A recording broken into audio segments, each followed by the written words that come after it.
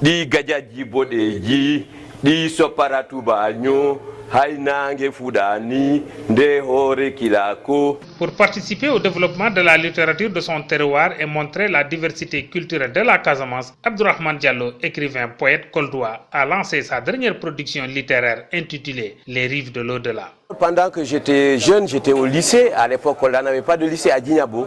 J'ai eu toujours l'ambition d'écrire et de montrer la culture de chez moi, la culture de la Casamance et la culture du Fouladou. Vraiment, la principale motivation, j'ai envie que la culture du Fouladou soit illustrée à l'intérieur d'une grande culture, la culture sénégalaise.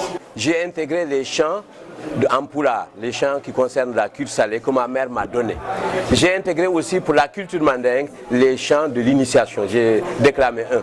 J'ai intégré aussi l'histoire du Gabou, parce que le Fouladou, avant le Gabou, il y avait le Fouladou. C'est avec la fin du Gabou qu'est né le royaume du Fouladou. Quel est le temps que cet écrivain a consacré à l'écriture de ce livre et avec quel style? Oui, ce roman, il a presque pris le temps que Madame Bovary a pris pour Flaubert. C'est presque 5 ans.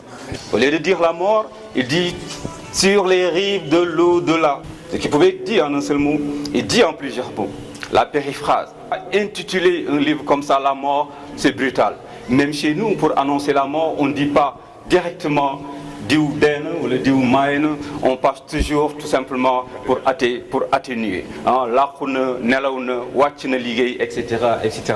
Donc il a choisi tout simplement l'euphémisme. Ce banquet littéraire a été une occasion pour les amis du livre à inviter les Coldois venus nombreux les prêter une oreille à pérenniser la flamme allumée par les écrivains. Nous devons aller vers le livre.